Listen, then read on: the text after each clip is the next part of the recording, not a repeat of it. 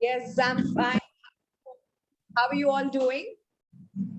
Good, We ma'am. are fine. We are good. Doing well? Okay, that's good to hear. So you had a long break, 3 days of holidays, and what did you all do? So did you get good time to go through the topics, whatever we did, or you were just relaxing and enjoying your weekend? I know, it's a weekend time. So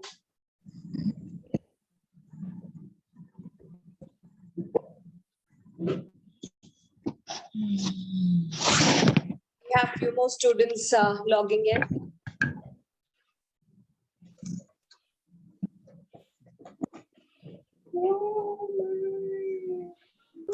How, So today how are you, ma'am? Yes, I'm doing very well. Thank you so much, everyone. Today being the day 13, we would be continuing with our practical life skill.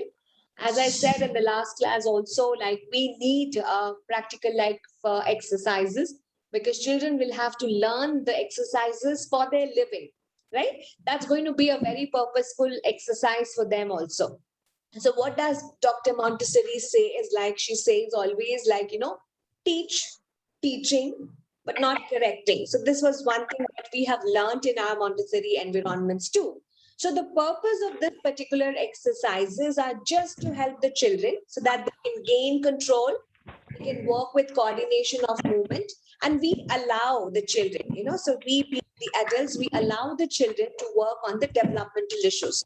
So when we are trying to work on these developmental issues, one thing that we need to be working towards is like, is the child learning the basic movements? We need those basic movements. Why do we need those basic movements? Because they would learn certain exercises wherein they would be learning some activities like pouring or folding and carrying. So this was the first part of EPL that we did, and we considered that to be as preliminary exercises, correct? So today we are going to be working towards applied exercises. Okay, so what is applied exercises? So applied exercises are those which is going to help the child to take care about themselves.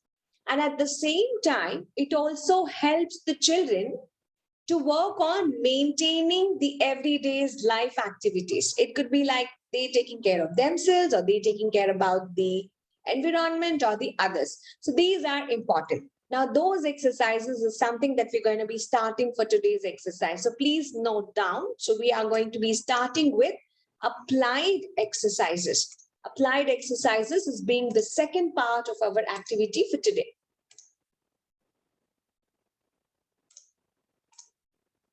So in the last class, we did preliminary exercises. And this class, we're going to be starting with applied exercises.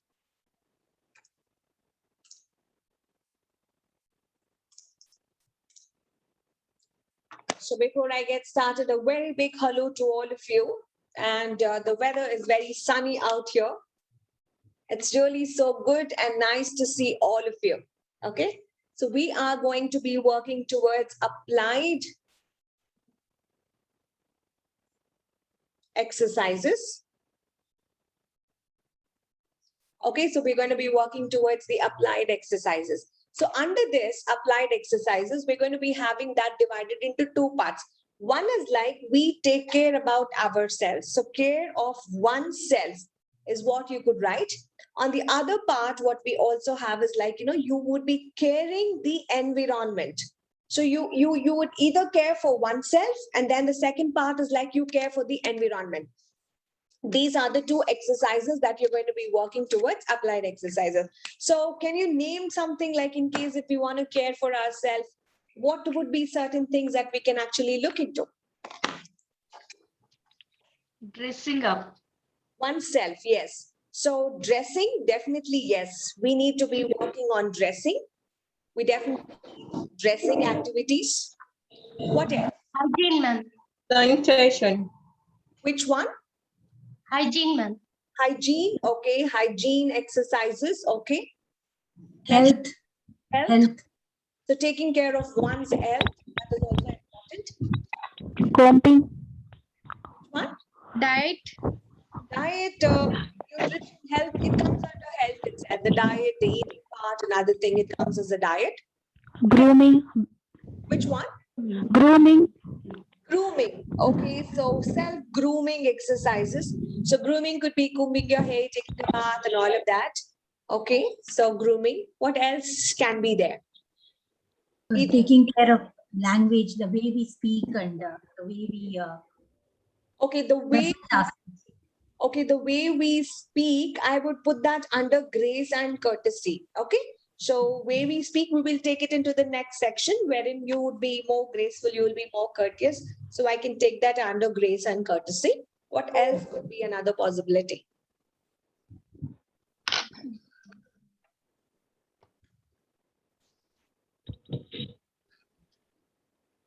What else, guys? Think of Safety measures. which one? Which one? What? Safety, ma'am. Being safe. Being safe. Okay, so taking care of your safety. Okay, so that can also be a part of it. Positive attitude. Positive attitude. Okay, so I would consider this under grace and courtesy, showing a positive attitude, being always helpful to one another, not to interrupt with other people and all of that, correct? So these are somewhere linked to something called as my applied exercises. The first thing in my taking care of a person, okay, so we will now go systematically, okay, so we have to be caring for a person. So we have to be taking care of oneself. The first exercise, what we need to have is something called as washing hands. Okay, so let's quickly do a demonstration of how do we wash our hands? How do we wash our hands? Just show it to me. How do you wash your hands regularly? Yeah, everybody, try. So you rubbed both your palms. You rubbed over, then you rub. Okay, then you also rubbed your palms. Then you also rubbed in between your fingers. Then you also rubbed your fingernails. And what else? You dry the hands. You dry the hands, you pat the hands, you need some water also. So you need to be having all of that, right? So if there is like too much of jewelry and if you don't want to apply the soap, what do you generally do in case if you have jewelry, you have watch or something which is not waterproof? What would you then do? You need something to, you need a Wipes. You need wipes, yes, but to remove it and wash. Now, say for example, if I'm a surgeon and if I want to wash my hands, if I'm wearing some jewelry, I need to remove, right? So my finger ring, it could be my watch, it could be, but where do I put it? Do I On need the tray. you can have a jewelry box or you can have a tray thing. Okay, so as Amina said, you need to also be patting your hands dry. So you need to have the tissues or you need to have a napkin. Okay, but when you're introducing it into the Montessori class, what would you generally start with? You just take a basin.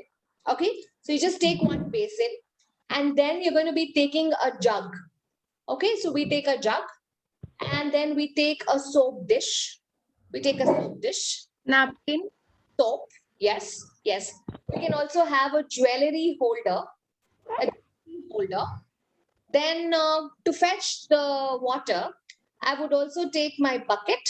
I will take my bucket and I need to have a dry cloth. And since we are working with water, you need certain other things. What else you need? You need Mat. You need an apron. Yes, you need an apron. Okay, so you need apron.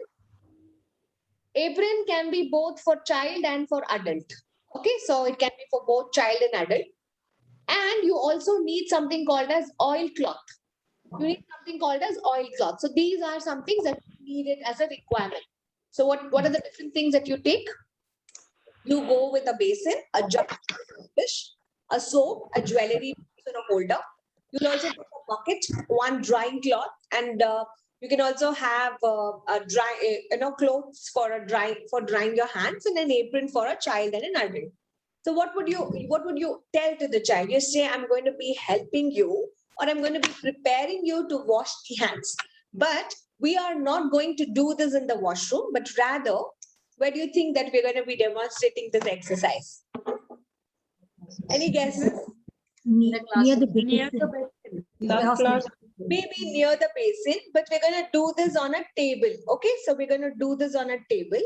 So we're going to put this basin on the table and we're going to be performing this exercise on the table. So what you will do, you will make sure that the child comes near the table wherein everything is set, and you will invite the child. So you will stand in front of the table so that, whenever you're showing the child how to wash hands, the child can see you properly. So what is the first thing that we do? We put on an apron. And what else you do? What if you are a person who always wears full arms or 3/4 arms? So you got to be rolling your sleeves. Okay, so you have to roll up. So that is one thing that you need to always tell children, that you roll up your sleeves. Then you take off your jewelry. It could be your rings, your watch. It could also be your bracelets. You remove those jewelry. And where you put them? You put them into your jewelry dish. And now you take your jug. You go near the tap. You fill the jug, almost not half, a little more than that. Maybe 3/4 full of a tap water is what you're going to be taking it. Now you will come back to your table. You will take that jug and fill in your basin with whatever water that you collected. And you will set your jug down and you will sit down. Now what you need to do? Now you have water. So what would you do next? You have water. So you take both your hands and then you gently wet your hands. So literally what are we going to be doing is we are going to be putting our hands in the basin. Okay. Now everybody just imagine there's a basin in front of you and let's try to wet our hands. Just try to wet our hands. So we have the basin and we are trying to wet our hands. That's it. And we stop over there. Once you wet your hands, then what you could do is like you can scoop the water from one hand to another hand. You could scoop it so that, your water is getting poured onto every part of your hand, even the fingers, and let the water drip from your fingertips. So this is one thing that you will have to be doing.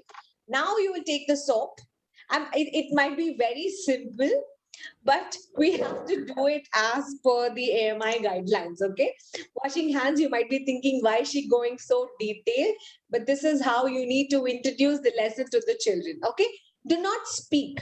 When you tell from right hand to left hand, scoop the water, pour it this side, even washing hands, which is being so simple, becomes very difficult as the child will know, should I put my left hand or should I put my right hand? The child will start thinking like that. So just forget about all the instruction. Put your hands into it and try scooping the water from one hand to another. So this is one particular thing that you're going to be starting off. Then take the soap and then you place it onto the flat of the palm, whichever hand that you're comfortable. Make sure you're rubbing your hands back and forth until you see some lather. And then this again, you keep rubbing, then you go in between your fingers, you go rotate forward, backward. You go with every finger of yours. Okay. Then you try to rotate your wrist back and forth so that it creates much more lather. And then is what you're going to be rinsing off with the water. And towards the end, what happens? You've completed the activity of washing your hands. Now what you need to do, the water is already dirty, right? So somebody has used it. So what you need to do, you need to empty the basin. So we have another bucket there, right? So you're going to pour out that water onto that bucket. So your basin is empty now. Okay. Now you can either take it to the sink, you can rinse it carefully and clean it carefully and place it back over there. Or you can take the help of the older students in your class also. If there's any water spilled right on the table, you can take some dried cloth or you can take a sponge and you can just gently wipe it. And then you wipe your hands also. So this is one thing. So why do you think we do this exercise? Why do you think we do this exercise? To teach hygiene. Yes? To teach For hygiene. hygiene purpose. Yes. So we consider this as a sense of cleanliness. Okay, so this is a sense of cleanliness activity. And once you start giving these exercises, children start to see their dirty hands are becoming clean. So you can put a paint, at the beginning, So what we generally do is like we just put a little paint on their hands and we tell them that your hands are really dirty and we need to see that your paint is actually going off. So that's how children do it. And you can sing along also. Tops and bottoms, in between, in between.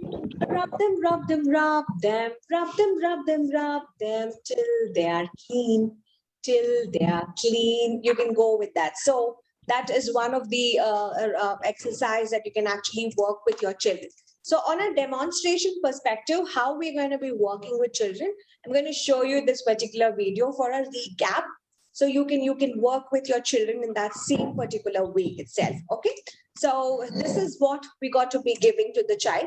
So you bring the basin all together into your class. Okay. So you put the water over there.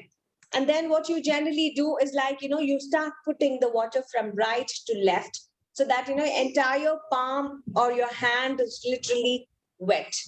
And once you're done is what you take your soap dish, you take your soap and then you rub it so that, your complete lather is actually generated.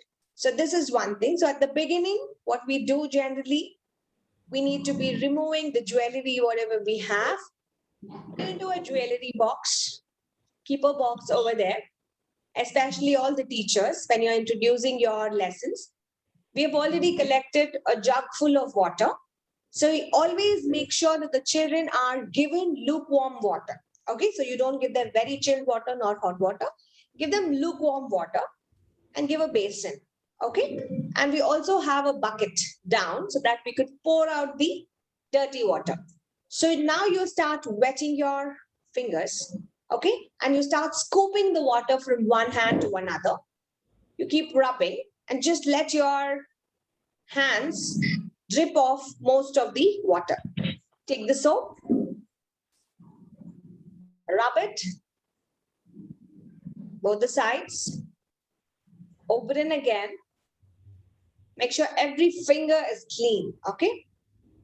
So this is where you're going to be washing your top side of the hand. Every finger is important. So you tell children that every finger you got to be washing. So this is called an in-between washing. So children will be washing in between their hands as well. Over the wrists. And we do the same for the other hand as well.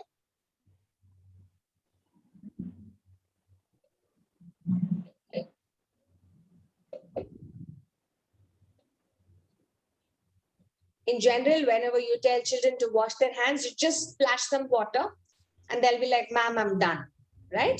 So now is what you will be thoroughly washing your hands. Let the excess water drip off. Now you can wipe it with a dry towel or anything.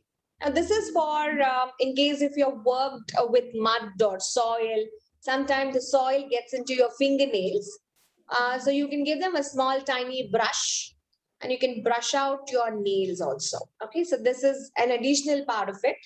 So you could do it.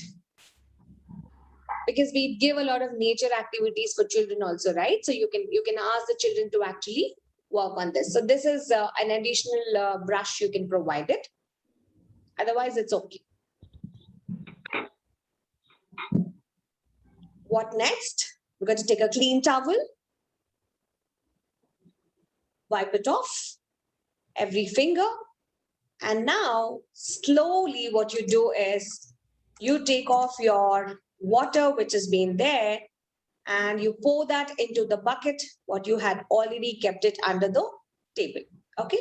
So this is one thing that it is must, because every other student is also learning it, so they can also use the same thing. So do not introduce at the beginning near the sink. Okay, so don't give it near the sink, give it in this basin itself. Now you're trying to rinse the basin with the sponge. You can take this near the basin, or you could do it right there itself. And then again, you're going to be pouring that out. So this is one of the exercise that you're going to be working with. Okay. And with the help of the teacher, you could discard that. So this is your first exercise towards taking care of oneself. And that's washing hands. Okay, so it's a very tedious exercise, very important one. You can begin this at the beginning of the day itself, like 1 or 2 days. Right after that, you got to do this exercise because every day children need they need to be washing their hands multiple number of times in the classes. So that's the first exercise. The second exercise, what we're going to be doing is called as dressing frames. Now, when we're talking about dressing frames, we use different kinds of tools in our dresses. For example, you can have buttons in your dresses. You can we can have laces. We can have zippers, and we can have what else? Buttons, ribbons, laces. We can have hooks, right? We call hook and eye. Then what else? We can have snaps. We can have laces. We can have ribbons. We can have a bow. We can have a bow. Okay. What else can we have it? Buckle. Buckle also we can have, right? Buckle also we can have.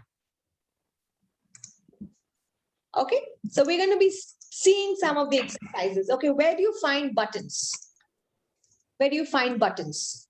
Shirts. Shirts. Yes, shirts. Then Sweater. shirts, Sweaters, ma'am. Overcoats. shirts, sweaters. Yes, many of the times we do have buttons. So whenever you want to introduce to children, there are two kinds of buttons that you need to be remembering. One is the button which has got the hole in it. The other one is like a snap button, press button. Okay, these Yes. are two things that you can actually work with children. Okay, so when I say about these particular buttons, there is a difference about which kind of a button are you going to be taking. Now, I would be interested to take up a button like this. So I consider this as a large button frame. Okay, so we say this as a large button frame.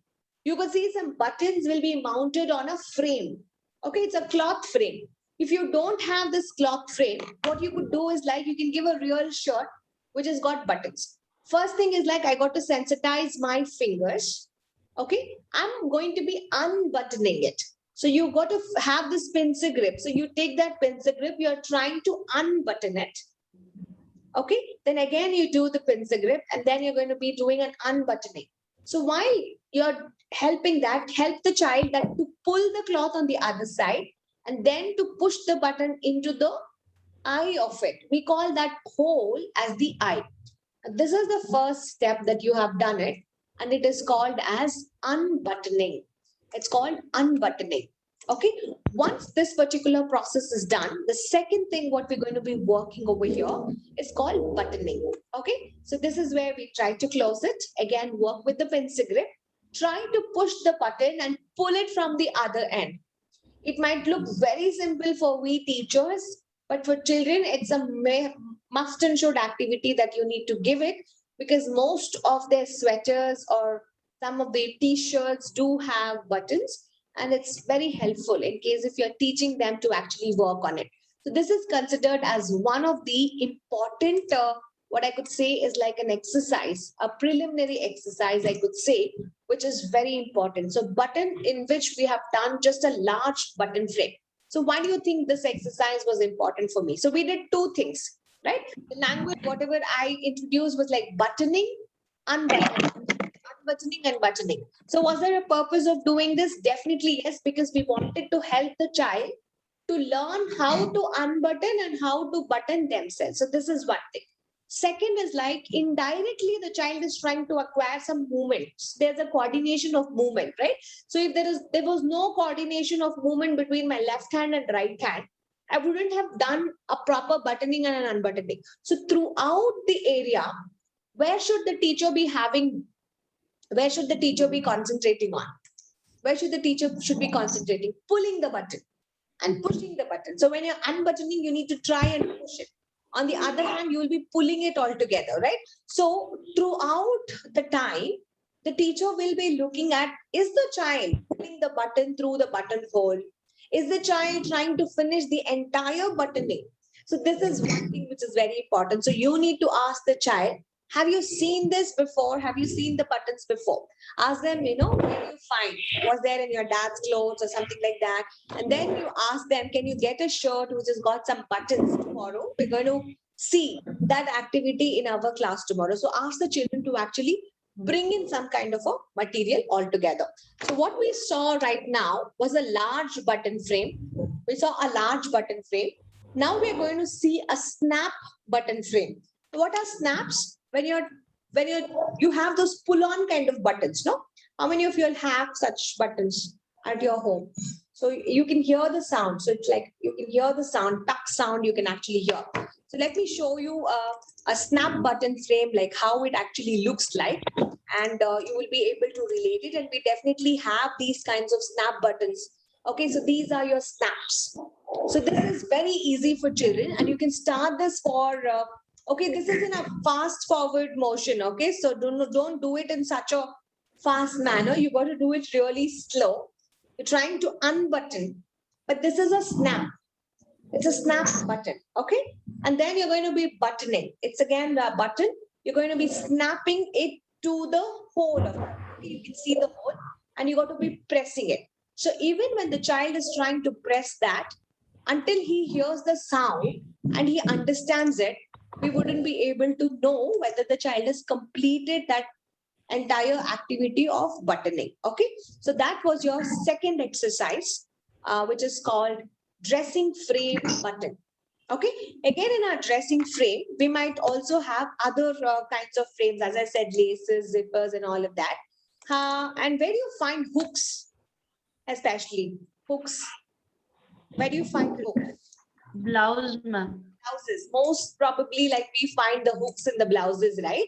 And there's also something called, see, if at all, if the hook was like this, you'll also have something like this wherein you can put back your hook onto this, correct? So what is this called? So if this was a hook, this is called the eye.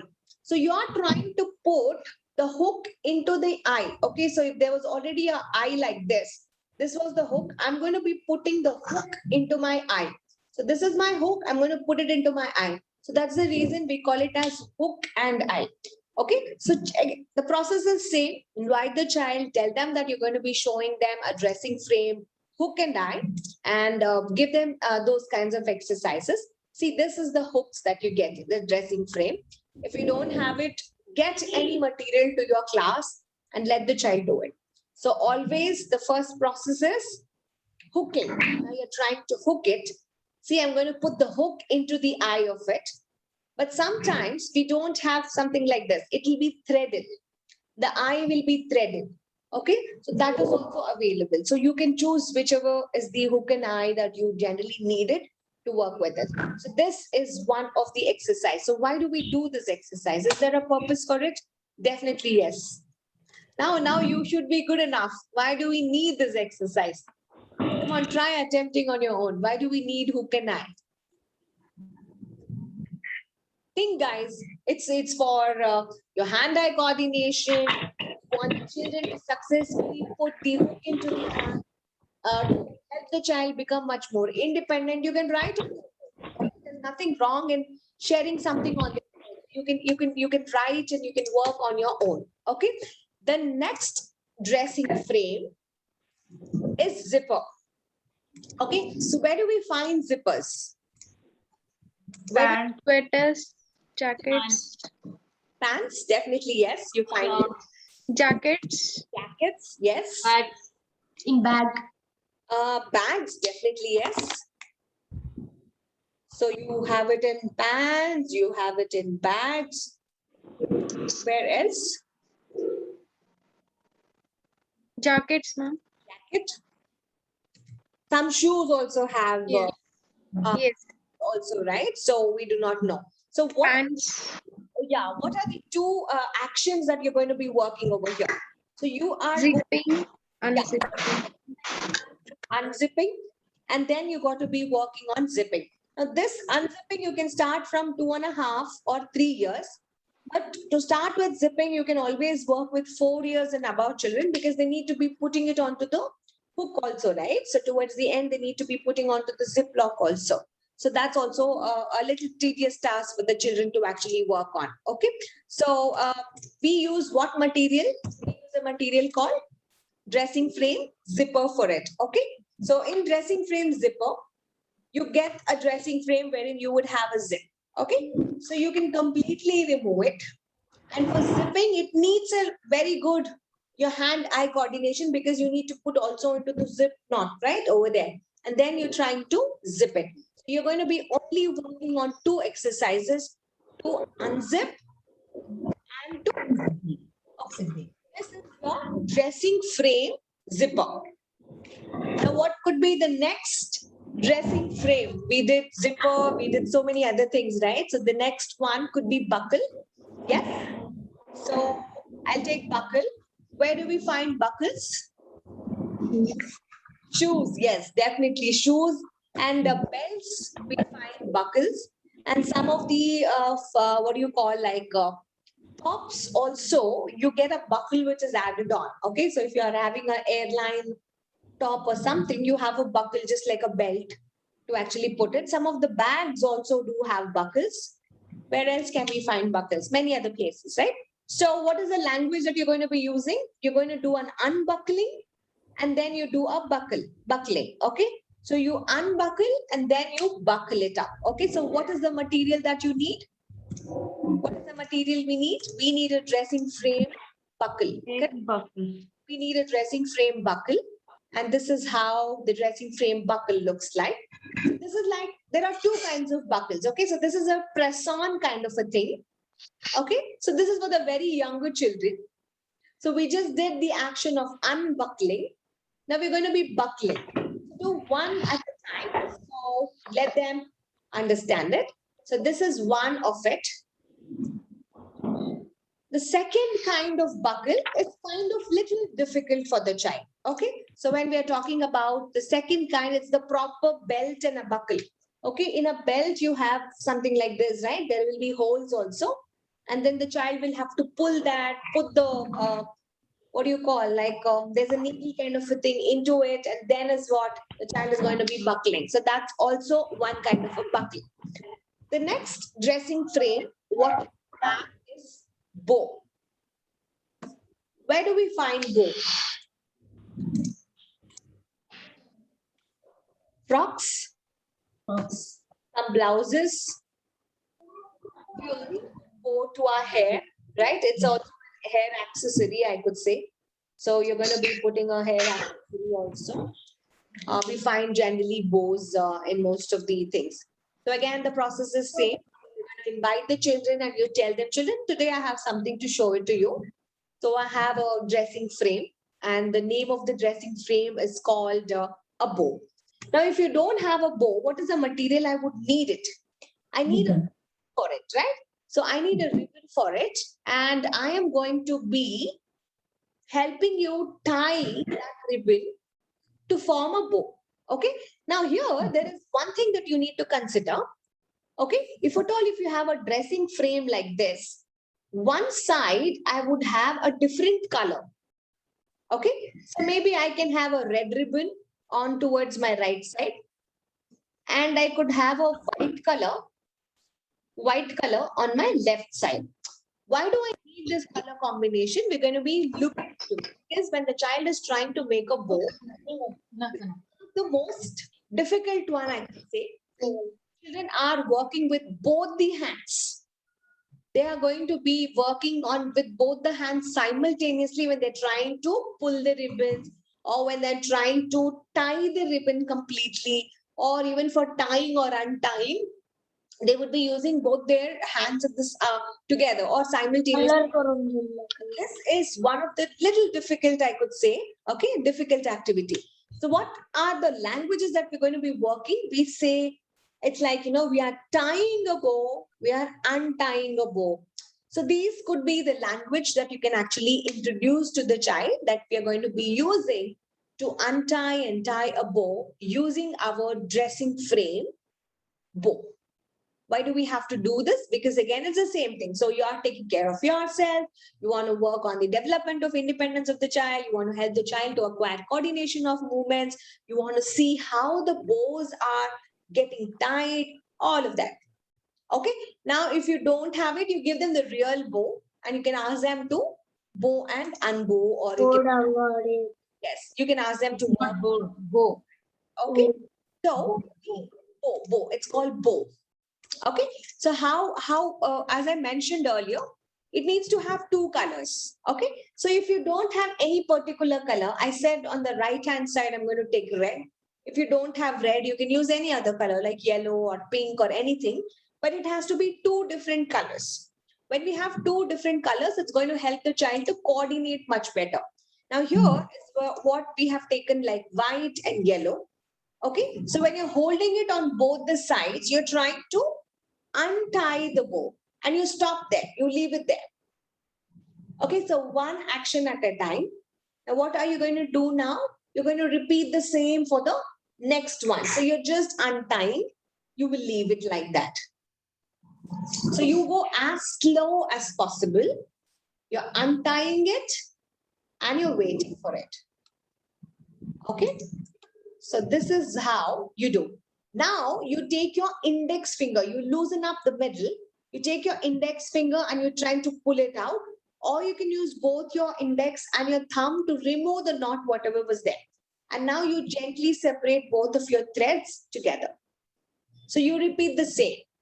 Now what happens? The action was one action it was. So for everything, we're trying to work only on the same action. So do not go with untying and tying all together, but try to work individually. So this way, what happens? The child now is able to identify that there is a different bow altogether or a ribbon altogether for a different one.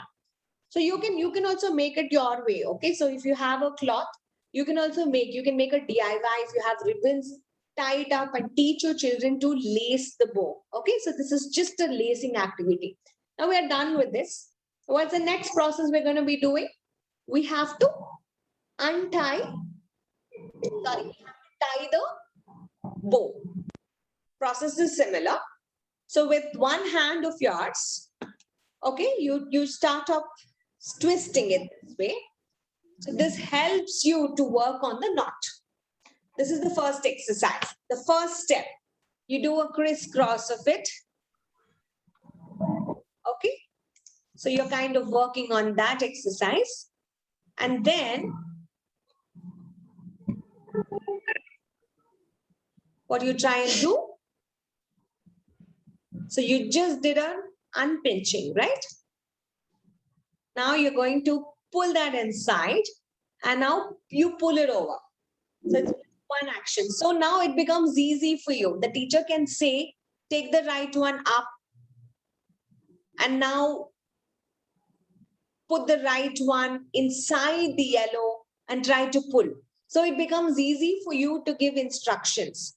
So when you're trying to give instruction, it becomes really easy. So pinch the end of the white ribbon with the help of your right thumb and then try to, put it under the white color and then remove it parallel to the frame. So you can give instructions like that to the child also. So it becomes easy for the child to understand how is he actually performing those exercises. Now is what you teach them to bow it, okay, with the help of both your fingers. This is where the activity becomes little leveled. Okay, so that's the reason you give it for little older children whose palmar arches, your pincer grip is really developed. So they need to be holding it, right? So you can give them the tricks of how to bow it.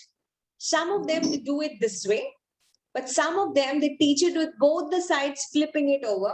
Whichever way your school follows, you follow it up for bowing. That you can introduce for your children also to instruct.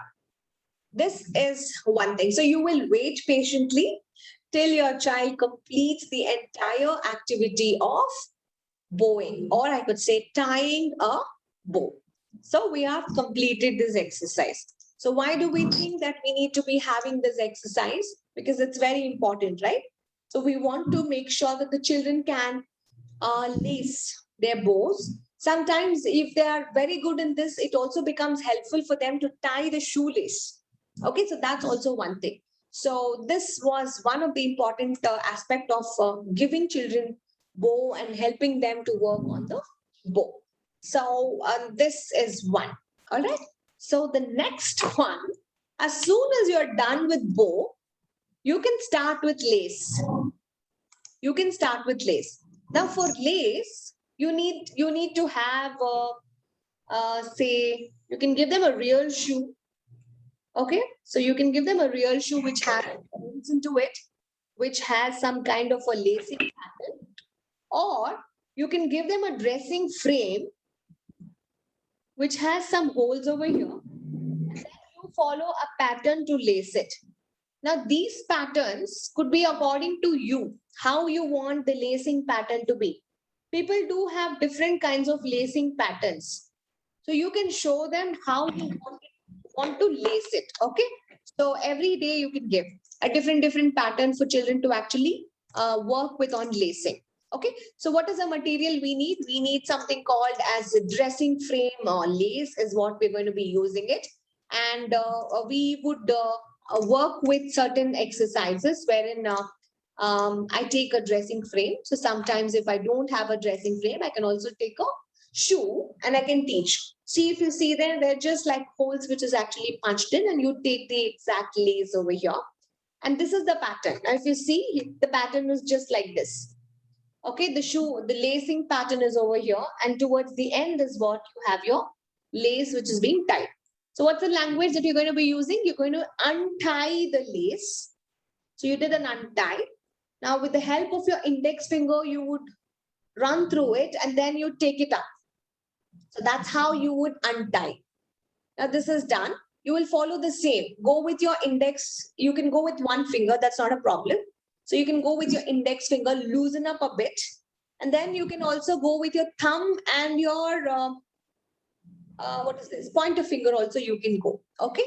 So she's doing it throughout using the same fingers. But you can gently, after you have loosened up, you can use your thumb and your pointer finger to point it out. So you will wait until the child completes the entire untying activity because you want them to perform it on their own. So this is your dressing frame lacing, wherein we are trying to work on what kind of a skill? We're going to be working on a skill of untying the lace. And then the process repeats for tying them back.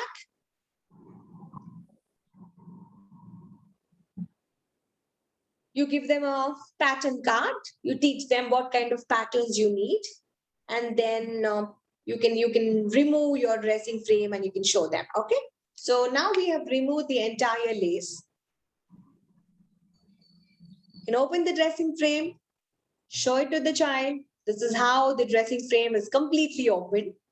Now, one thing what we need to remember here is like the length of the lace should also be equal.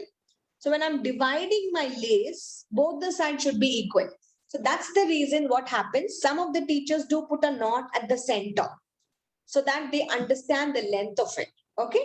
So if you don't have to do this exercise, it's not required. Okay. So now see, for this, some of the teachers over here at the center, they put a knot. See, you have to measure the length.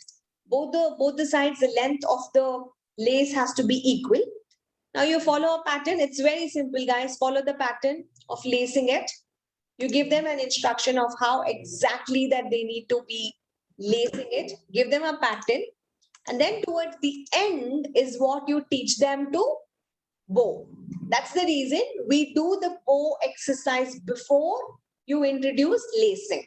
Okay. So this is one thing that you'll have to consider. Before introducing lace, you need to introduce bow, because the child would have learned to bow it, right? So that's one of the exercise that you need to be working on. And the last one, okay, so that completes your dressing frame. Now we need to be going with something very, very important, and it's called the safety pins. How many of you use safety pins? Once in a while, every day, somewhere down the line, okay, especially if you're draping some clothes or something, you definitely need safety pins. so that you can fasten up some kind of your dressing. So that's also essential. So we also give children safety pins, but there are certain actions that you need to be working over here, like how to open a pin, how to close a pin. This is important. And it is also a sharp object. So you should also teach children that they have to be really careful when they're trying to work with the sharper objects. Okay. So what you have is like, in case if you have any dressing frame, we don't have a dressing frame for this safety pins. But what you could do is like you can make up on your own. You put on the safety pins just like this. Now the child will have to be learning to open the pin and close the pin. Now for that, you can take a tray and add some safety pins into it. Okay. Now we are only going to be working on two actions. One is like helping the child to learn on opening the pin and helping the child to close the pin. So this is important. Ask them to apply a little pressure and open it.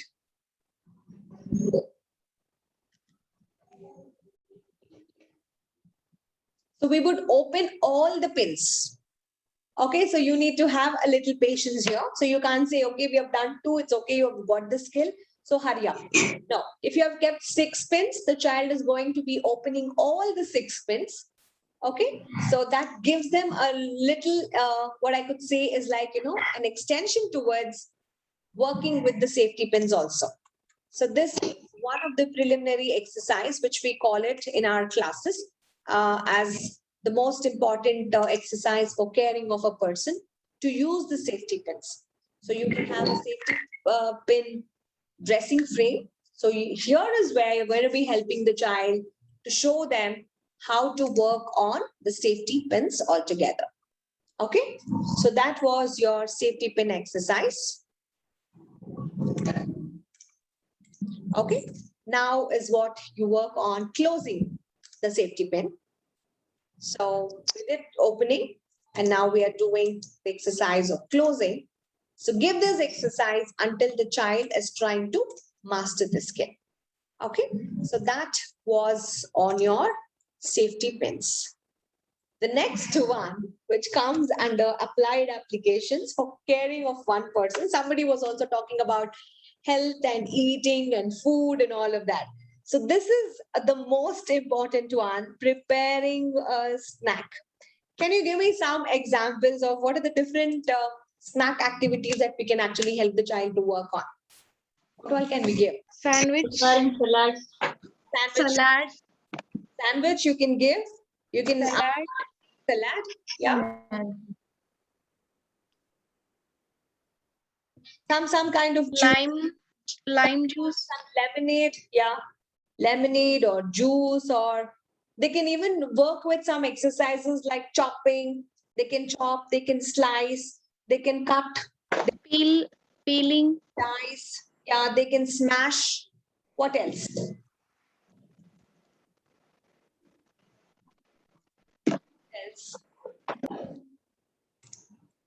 What else can we have it? Roti making. Roti making, yeah, roti. We can make a roti making. Yeah, then Kneading the dough. kneading, yes. So we can give exercises like to knead. So we can give them knead, yeah.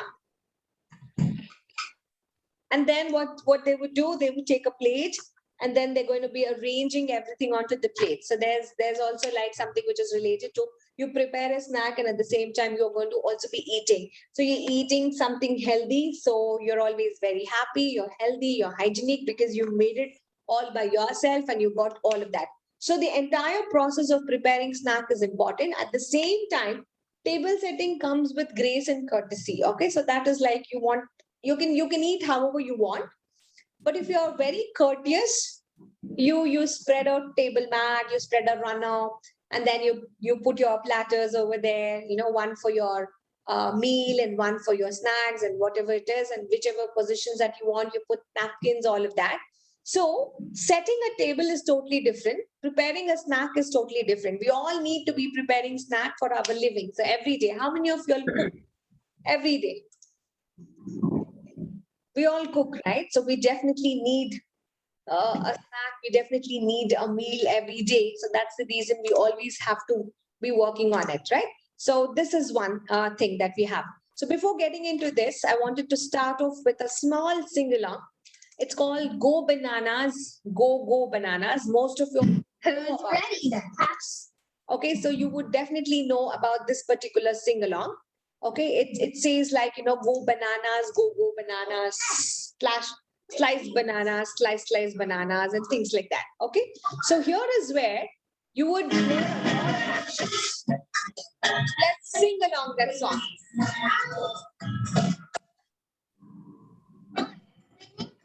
Peel bananas. Form the berries, form the corn. Peel the corn, peel the corn. Shop the corn, pop the corn. Pop. Form potato. Slice potato. Mash potatoes, mash potato. Mash. Form the orange, peel the orange, peel the orange, squeeze the orange, squeeze the orange, squeeze.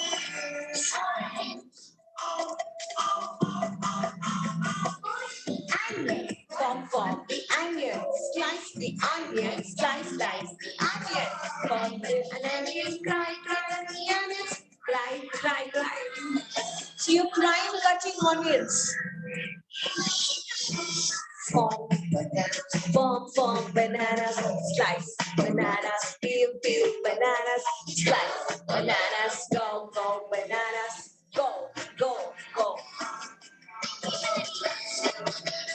You can just do this. Let's go bananas, go bananas. Let's go bananas, go bananas, go.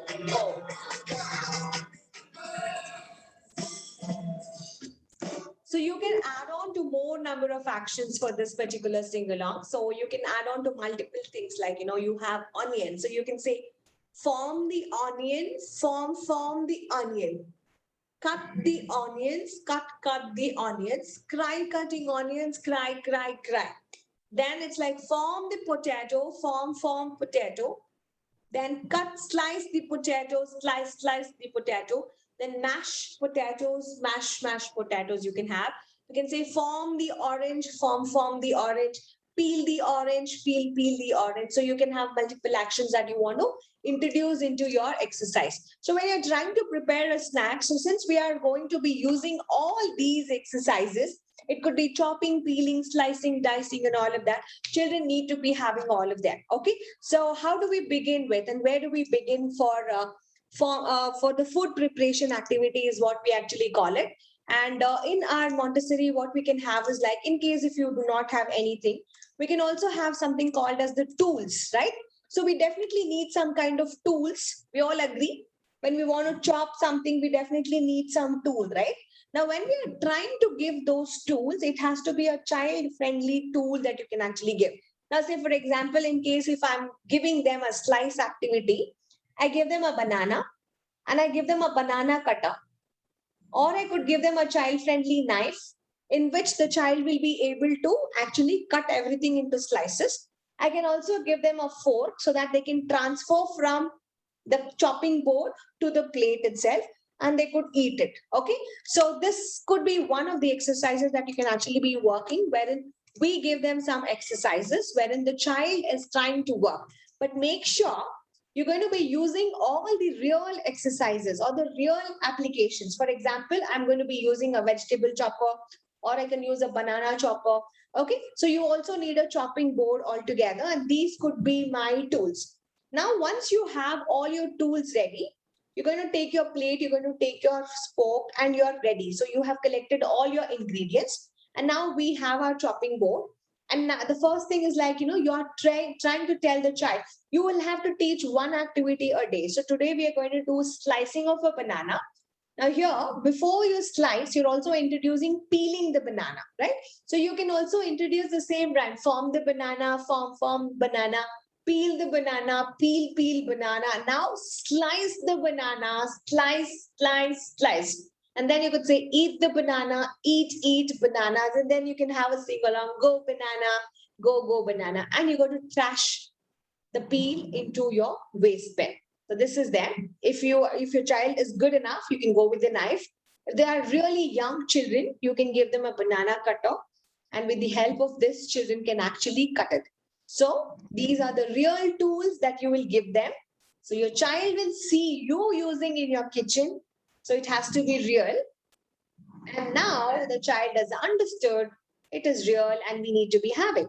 So probably the banana, I could use it in my fruit salad, or if I like it the same way, I could add on to some honey. I could sprinkle some, the white pepper onto it, and then I could also have it. So it's each one's taste is totally different. Or if you want to eat it the same way, you could actually have it. So this also needs a little bit of a finger. Now you need to transfer. So you take a plate. So you cannot just transfer it with your hand, right? So you take a fork and try transferring with it. But generally, in case if you're eating alone, you can use your hand. But in case if you have group of people, you need to always use another instrument or a tool, and you start transferring each of the banana into the plate itself. Okay, so this is how you first work with your snack preparation. Okay, so start with something very, very simple. You can give children to peel the apple. You could give the children to squeeze the lemon and make a lemonade out of that. Okay, so all these ones are very, very useful for the children. So when they're using any of these preparation activity, apron is a must. Okay, so adult should also be wearing an apron, and the child should also be wearing an apron. And when you're trying to work on this, it's really important for us. So what did the child just do? He just prepared a snack. Now, apart from this material, you would also need certain other things, right? So you need a mat wherein you can keep everything. You need something called as the oil cloth.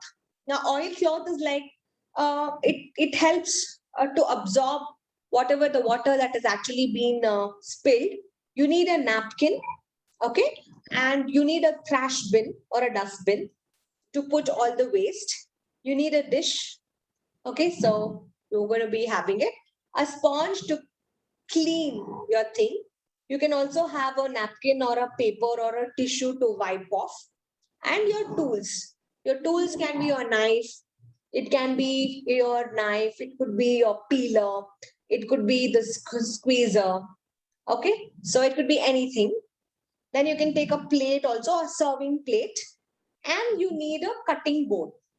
Okay, so cutting board. Now what you want to do here depends on you. You want to choose with a fruit, or you want to choose a fruit or a veggie, is up to you. So what did we do over here? We just did a preparation of a snack. Once you're done with the preparation, now you're going to be working on another one. So you prepared. After preparing, what should you do? You present, right? You present it and then you complete. So there is a presentation, there is a completion. So what is completion? Whatever is the left out, you collect all of that, put it into the trash can. There's anything which is left out, you transfer them into the smaller bowls. You keep it somewhere so that, somebody else can actually use it. So this is one of the opportunity that you give children, so that, at the very younger ages, it said they start preparing a snack. And that's really helpful for all of them. Now, what could be my extensions? Now, when I'm working on extensions, what are the other things that I can give? Now, say, for example, I can take my veggie carrot. What do you think I can do with this? I can ask the child to peel. I can ask the child to cut the carrot. I can tell them to cut it circular, dicing. I could ask them to cut it rectangular. I can ask them to grate it, right? Grating it. So I can work on different things like this with the help of my carrot and the tools that it is given. Now, I can give them pears similarly. I can give them banana. I can give them apple. I can give them pepper, right? So there are many vegetables and fruits that you can actually decide, and you could ask the child to work on different things. Now make sure some children might like some vegetables cutting some might not like. Just find out. Maybe you can give them lemons or oranges or then the lime, okay, the green lime, you can give them. So they can squeeze that and they can make a lemonade or orange juice or anything and they could sip it.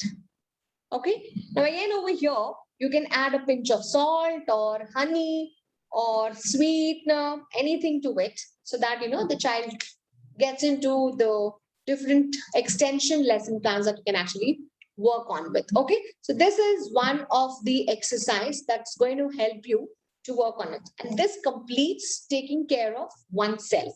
So we worked only with preparation of the food. Okay. So preparation of the smallest snack, the child should be able to know it. Like when you're preparing milk, you can ask the child to prepare for himself. You give them some milk, they can pour it into the tumbler. You can give them some marking or indication. The child starts to pour because you've already taught them pouring. And then you can ask them to add some powder into it. So they add some powder. Now you ask them to stir with the help of a spoon. So they do this. So somewhere you're trying to work with different kinds of exercises and what I could say is like the actions which is associated with preparing a snack. It's not your in case if you are working with the AMI guidelines, it gives you a very small portion of it, but the extensions are large. So they give it to the teacher itself, like whichever way that you want to introduce this particular lesson, you can actually work with that. Okay, so that's one which completes your first part of your applied application. Clear? Done? So we did two things till here, right? The first one was our preliminary exercises. So in preliminary exercises, we did rolling a mat, unrolling a mat, carrying a tray, carrying a jug, sitting, standing, then opening a book, closing a book, opening bottles, closing bottles. Then we did on multiple things like what else? Opening door, closing door, and things like that. So that was preliminary. Second is in applied application. We did first is like care of a person. So we did care of a person. Now we are going to be working on the second part of it, wherein it is care of the environment. So we got to be taking care about our environment. So when we have to take care about our environment, what are the different things that you think that we will have to be working on? So your environment is the things which is around you. Now for me, my classroom is my environment. The first thing is like, I need to keep my board clean, okay, dust free. So I have to wash it regularly. I need to dust my table because this is where I sit every day. Yes, if possible, I need to also wash my table and I have to keep it, correct? So this is one thing that I have to do it for my working space. Now, what are the other things at your places that you feel that it needs to be done? Your environment. What if somebody is sitting in the garden and taking up this class? For them, garden is the environment. So they will have to be picking all the dry leaves. They will have to be sweeping outdoor. Okay, we need to do our outdoor sweeping, right? And if possible, we need to rake all the leaves also. So raking is also important. So you rake all the leaves. Now, what if I'm sitting in my living room? What are the different things that you do in your living room? You probably do dusting. Sweeping, mopping, Yes. mopping, You do dusting. dusting. You do dusting, and then what else? In case you have good furniture, sometimes you take care about the furniture like varnishing. Polishing. Yes. And then you have hanging drapes. Okay, your window curtains and other things, you need to also be ironing them, right? So you need to be correct.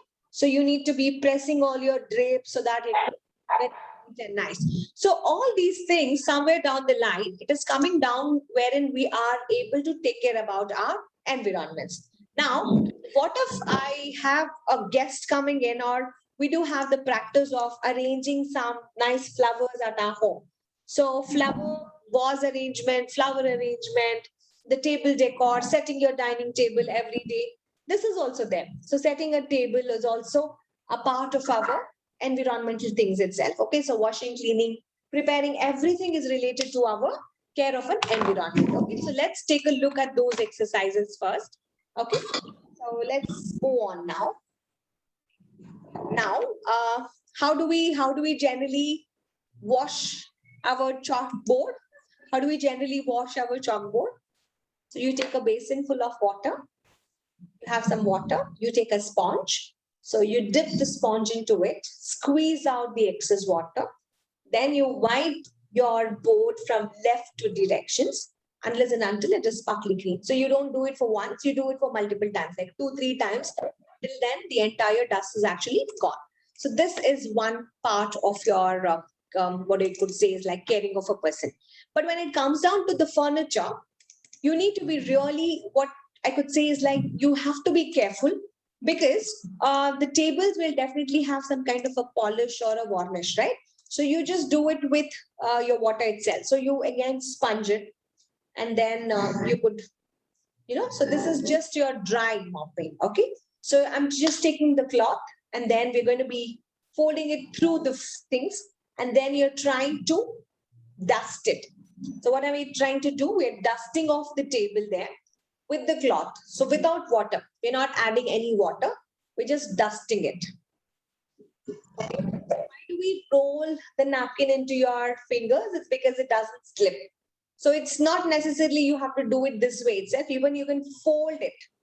You can fold it and you could actually do that. And when you're showing to the child, you need to show them the dust also. Like this is how the dust is accumulated. And make sure that the child is trying to dust the entire table from top to bottom. So this is the first exercise that you give after washing your chalkboard. Okay, so this is called dusting a table. Why do you think that we need to be helping the child to dust a table? It looks very, very simple, but for a child, it's a tedious task.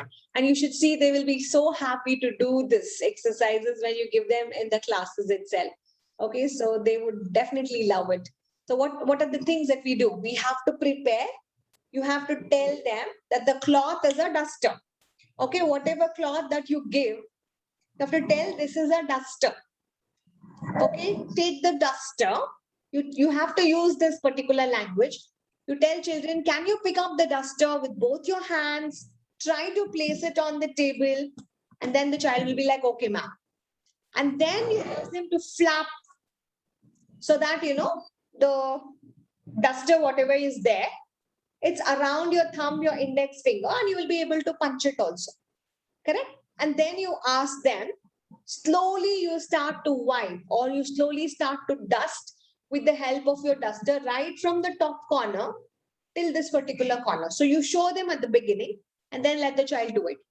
Now, this is your presentation, right? So you prepared and you presented also. So you did the prepare and presentation. What is the next thing? It's like completion.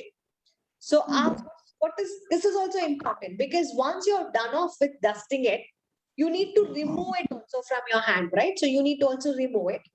So how do you do it? You shake that cloth. You can go outside. Okay, you bring your duster outside and you shake it so that, it is trying to shake. But one thing what you need to do is like, tell the children not to do it in front of the face. So let them keep it a little away and let them shake the duster and ask them to see if all the dust has come off. If it is still dusty, let them keep shaking. So this is also important. And what they do, they go back and they put it into the basket. They go to the basket and then they put this napkin into the basket. So this is one thing that you can actually do it. So extensions for this, what you could do is like, this was a table. Now, what if I had very simple it is, what if I had shelves? This process could be very difficult, right? To reach on every corner of it. So that is when I would give them brushes to dust. Okay, so that is when we give brushes for children to actually brush it. And sometimes it's even more difficult. You give them some tools. The tools could be your vacuum cleaner and all of that. So you give them.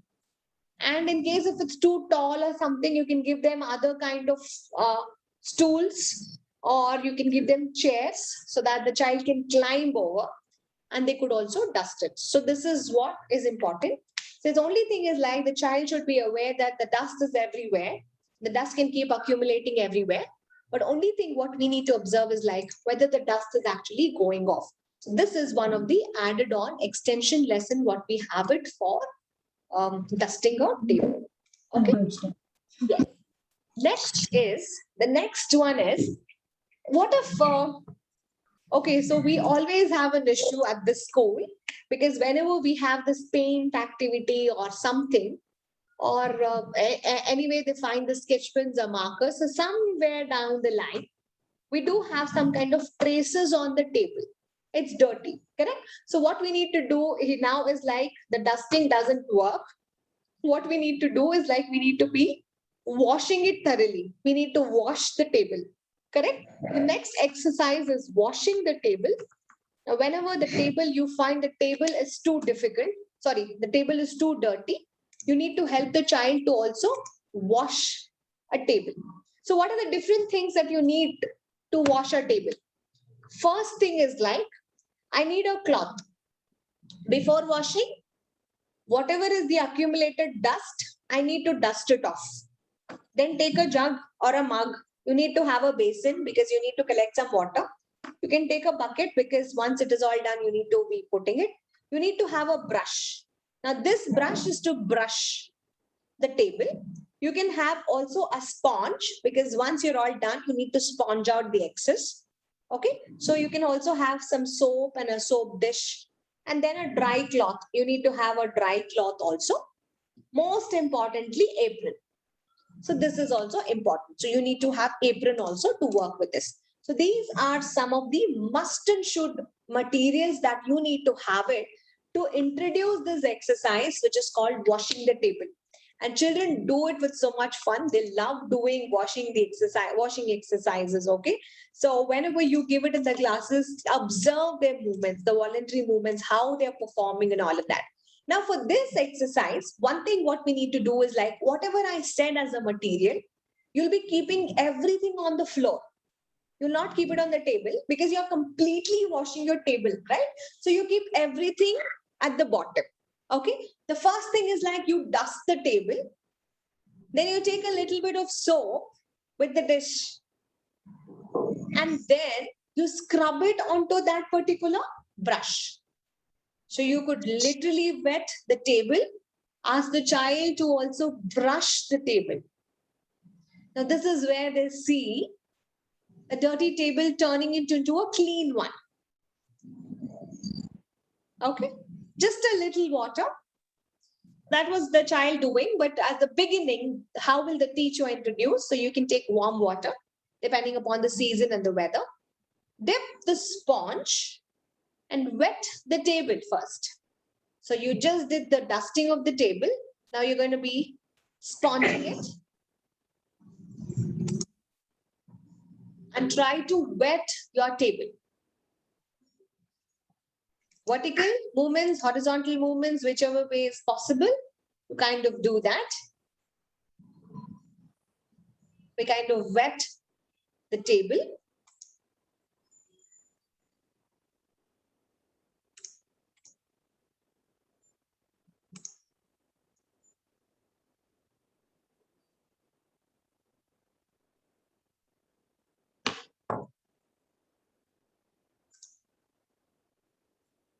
You repeat the same. You take the little bit of soap. Now you're trying to brush it with smaller movements.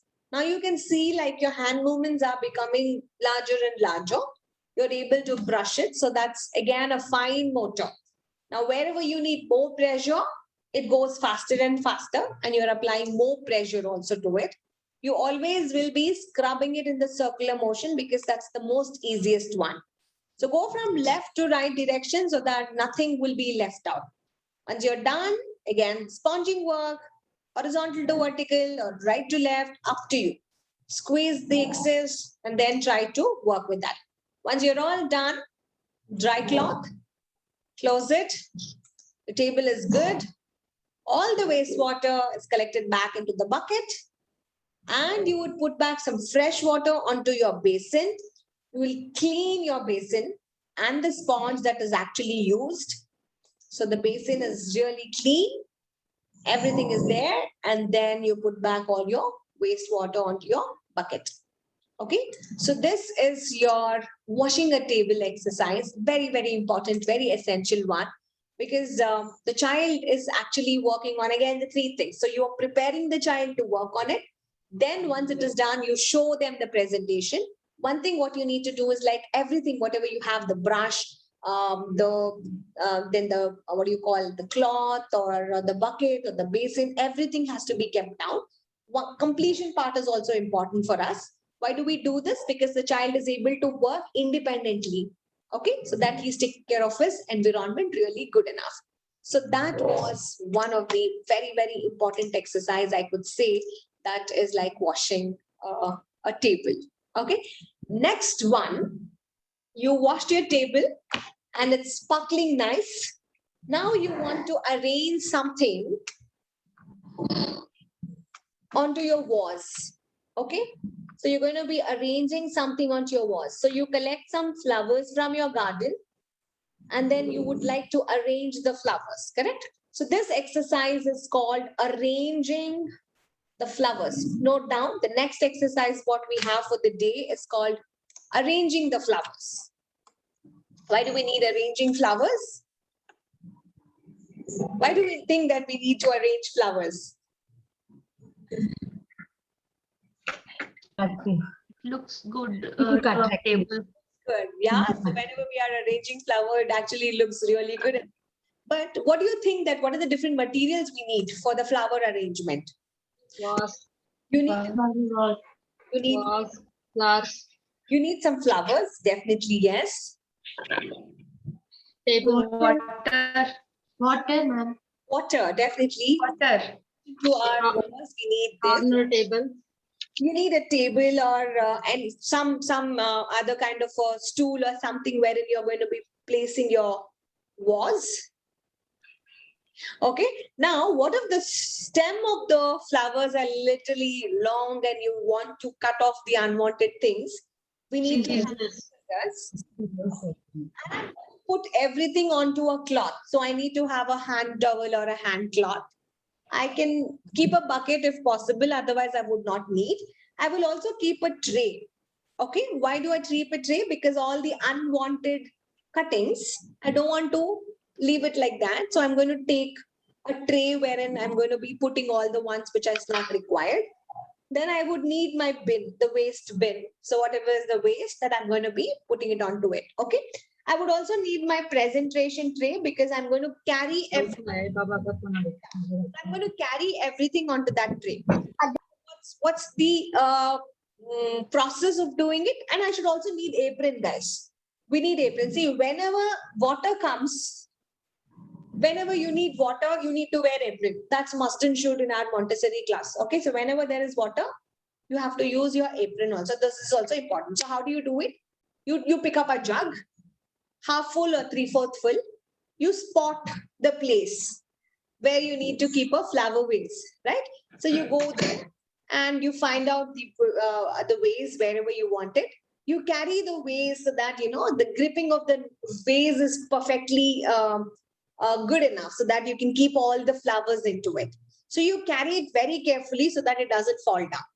So once this is all done is what you're going to be setting all of your flower arrangement. So it's very simple exercise. But what we need to be working is like, is the child going to be working on those exercises or not? Okay. So in the class, what as a teacher you will be showing is like you show them the place where you can find. Okay. These are your practical materials. So the child will go around, find where are my vases. So you will show them a picture. This is how my vase look. Okay. This is just an identification. It's like a picture card. You will show it to the children. Children see this is how the vase looks. Now go find out where is it. This is how the oilcloth looks. This is how the flower basket looks. So I've kept it over there. The teacher can tell them this is how it looks. And she can also give them a picture of you need to have a tray, you need to have a vase, you need to have a sponge, you need to have some kind of scissor, then flowers, mug, and a bin, and so on. Now, what the child does, he understands everything, keeps most of the things in his mind. He goes in search of finding all those materials because for this activity, we need a lot of material, right? So we need a lot of practical material also. The child goes and brings it. The first thing what the child will have to be working over here is like, he collects everything and the teacher probably shows. And you have a cloth, you have an oil cloth, you have a funnel, or you can have a vase. In case if the mouth of the vase is too tiny, you cannot pour it. So we did that in our pouring exercises, right? So we need to also be using a funnel. Scissor you need, sponge you need, and some flowers is what you actually needed. Okay. Now, what about the apron? In case if the teacher and the student is doing it together, we definitely need two aprons, one for the child, one for the adult. So these are your materials. So your material has to be really ready. Only then is what you are now ready to perform your exercise. The first step is like you will unroll your oil cloth. Oil cloth is the wet cloth that you can actually use it because you don't want to spoil your furniture, right? So you're going to be unrolling your oil cloth onto the table. Everything is ready. So we're going to unroll the oil cloth as gently as possible. There's no need to hurry at all. Okay, so whenever you're demonstrating for the very first time, as teachers, we got to do it very, very slowly. We got to do it very slowly.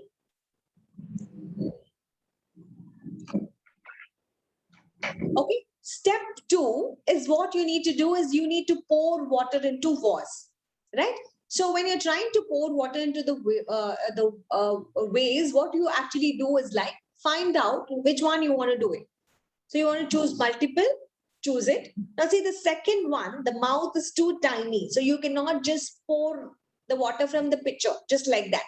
So you definitely can go with the help of the funnel. So you can take the funnel. So whichever the mouth was large, you pour it directly.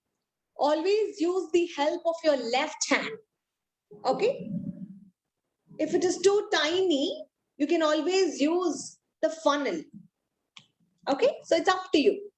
The child is confident enough, let them go with that. Now, all the spilt one, you can sponge it out, the pitcher especially. And if there's any droplets of the water. The next thing what we do over here, try to add the remaining water because children will feel more confident when you're trying to use the funnel because there's no spillage. So you could have done this at the beginning itself. Okay. So we have to just sponge out the edges. Now comes for the flowers. Okay. So take the flower, check on the heights, and whatever you don't need the height, you start to trim off. So trimming is also one of the steps. So you can either take a tray to put all the unwanted.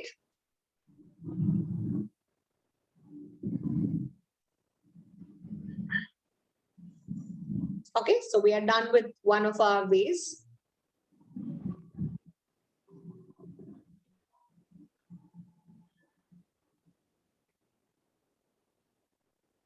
So this involves a lot of skills like scissoring and arrangement and even the length, the sorting, the child's creativity. So you don't have to tell them this is how you need to do. They can use their own creativity to actually, arrange the flowers. So this gives them one kind of what I could say is like an experience wherein the child will be able to work with it.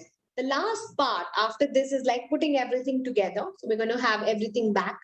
So we need to put into a place where we have actually chosen. So what we do, we have to go discard that. So this is also important. The way that we started, you need to also be setting it back. So that's also important. The sponge goes that side. The oil cloth, we need to roll it. You just can't leave it wherever things are. So you would roll your oil cloth. You'll keep back into the respective positions. So you keep back everything onto the tray. Okay, now you're done with your exercise. Okay, so that is your flower arrangement. And that's more important because every time we do arrange flowers in our home or in our environment. So this is like how well that you could take care about one such kind of a space. Next is like when it comes down to setting a table. it's also important that we set a table. Note down the next exercise is called setting a table. Now, when you're setting a table, we need definitely multiple things, right? So you need to have a napkin, you need to have some bowls, you need to have some plates, spoon, fork, butter knife, many things. Then a glass, and then in case if it's a very big dinner that you're actually going to introduce, you will also have the other kinds of platters and other things that you're going to be working with. But since now I'm going to be using a simple setting for the child, so we're going to be using very less amount of materials, a napkin, a fork, I'm going to take a bowl or a plate. Then I'm going to use a spoon and a knife. Okay. So these are the ones, and then a glass so that, the child is able to drink water altogether. Now, we do not know where exactly we need to be positioning. So you give them a reference kind of a chart.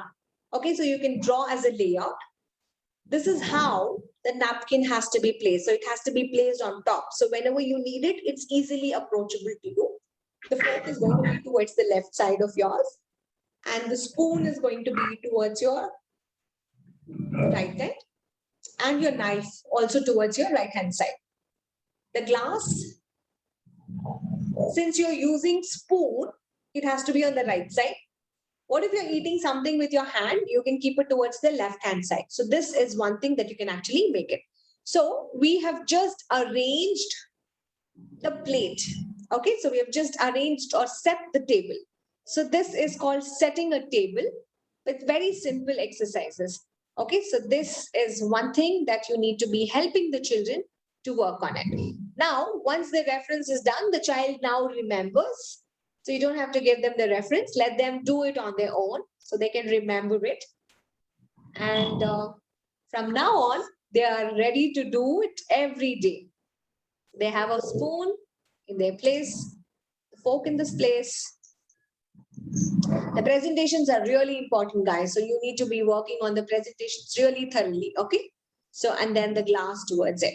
So this helps the child to work on setting up a table for themselves, okay? Very clear, very simple exercise that we need to be using it into our classes. And similarly, like this, we have multiple other exercises, okay? So which helps the children to actually work on it. One could be, note down, we might have something like, just like how we did washing a table and doing all this dusting, right? So we did dusting. So similarly, we would also have sweeping.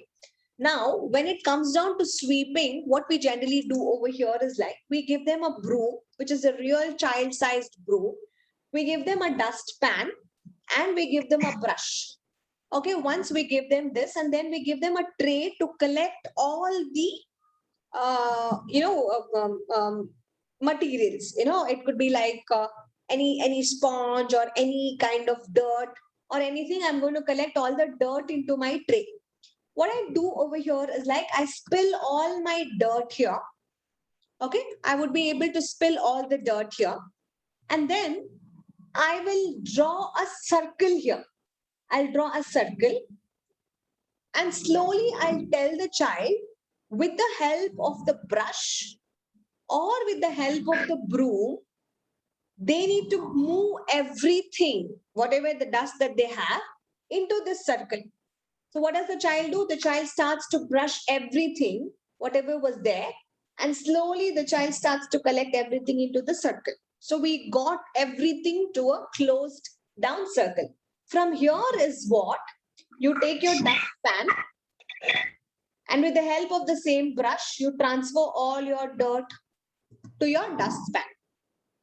Agree? Just like how we are actually doing it at our home. And then you trash this into your trash bin, and then you discard the waste. So this is called sweeping. Okay, so this exercise is sweeping, and we need to give this exercise also to our children. So apart from sweeping and dusting, we also said, like as Lobna said, we have mopping. Okay, so mopping is wet mopping. So you need to give them a mop, ask them to mop it thoroughly. And outdoor sweeping. Whatever we did here, we're going to give them the same equipments. But again, you can give them a rake, and you can give them an outdoor brush or a broom. So they do an outdoor sweep altogether. So that's also one of the other extendable exercise that you can actually give it for your children. Okay, so this covers your exercises wherein you are able to work on what? You're able to work on applied exercises. And They are taking care about. environment. Okay, so we completed how many? We completed 2 of the complete exercises or 3 of the complete exercises. Preliminary exercise, taking care of a person, taking care of the environment. Now comes something very important. It's called grace and courtesy. Okay, it's called grace and courtesy. So everybody, the first one in grace and courtesy is introduction. It's called introduction. Okay, so this is what we did on our day 1, right? So we did a song like, who took the cookie from the cookie jar? I said, Arlene took the cookie from the cookie jar. Is it you? She said, no, not me. And then she passed on to Priya. And I was like, Priya was the one who took the cookie from the cookie jar. Priya said, no, it was Amina. Amina said, Labna. Labna said, Padma Priya. Padma Priya said, Monica. Monica said, Swagatika. Swagatika said, Delphin. And Delphin is saying, yes, I did it. Okay. So what happened over here is like we started learning the names of the people, right? So this was very important. So before that, we need to also introduce ourselves. So if somebody knows me, it's fine. So you introduce yourself like if they know you, it's fine. If they don't know you, you say, hi, my name is. Hi, I am, right? You start introducing yourself first with your name, and then we also did a role setting, right? So you are goal setting. In the goal setting, wrote about yourself. My name is so and so. I have worked with such and such an organization. I have a particular experience and all of that. So you work on your introduction. But for children, we don't go so in detail. So what we generally do for children is like whenever there comes an introduction to grace courtesy exercises, we work on very simple activities like greeting a person, to say thank you, to work on excuse me, to introduce oneself and things like that. But why do we have to introduce the grace and courtesy exercises for the younger children? Is because they need to know and absorb the okay, so they need to know and absorb. They need to absorb the social structures altogether. Correct. So that is one thing that we need to be working on. Okay, so once they start absorbing the social structures of the environment, it becomes easy for the child to actually respond to people around him. If somebody says, hi, good morning, I need to respond, right? So to respond that, what as a teacher and parent we need to do? We need to give children opportunities in creating grace and courtesy lessons. We need to give them grace and courtesy lessons. Now, when I'm introducing the grace and courtesy lesson, I need to also give certain other things. What are the certain other things that I need to give? I need to give them vocabulary. Okay. Say, for example, if somebody asks me, how are you? I can say, I am good. I am fine. I am not okay. I am awesome. I could say multiple other things. When I give a lot of vocabulary, I'm indirectly giving them an action associated with that vocabulary. We did this particular rhyme. Do you all remember when I was asking, hello, so which was a rhyme that we did? How are you today? I said, I am good. I am great. I'm wonderful. I am tired. I am hungry. I am not so good. We did for both positive emotion and for the negative emotion, right? So those grace and courtesy lessons always help our children to work on multiple things, vocabulary, actions. And as teachers, what we need to do, we need to help the child to build the awareness so that, the child is responsive enough to people around him. So once he's able to work and get a better sense of the social structure, that is when the child gets the self-conscious so that, he gets on towards the self-developmental thing, I could say. Okay, so how do we begin with? We begin with our lessons of grace and courtesy. The first one is called introduction. It's called introduction. So I want everybody to introduce about themselves with one line, just one line. One line, just one line of introduction. Okay, so Priya.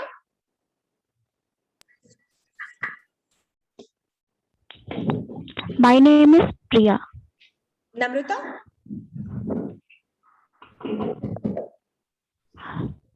Namrata, are you frozen? Lavna?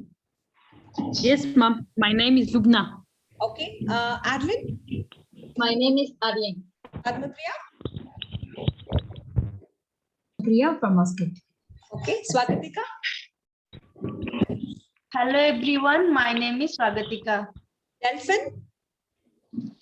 Hi everyone. I'm Delphin. Amina? Amina?